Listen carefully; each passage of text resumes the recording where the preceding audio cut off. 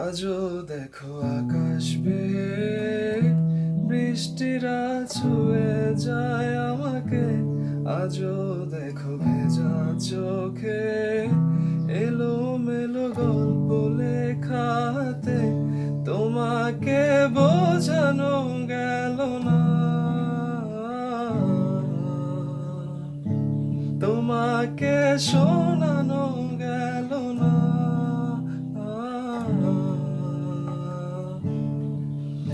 আমি বৃষ্টি হয়ে তোমার চোখে ঝরবো অঝরা, তুমি দুহাত পেতে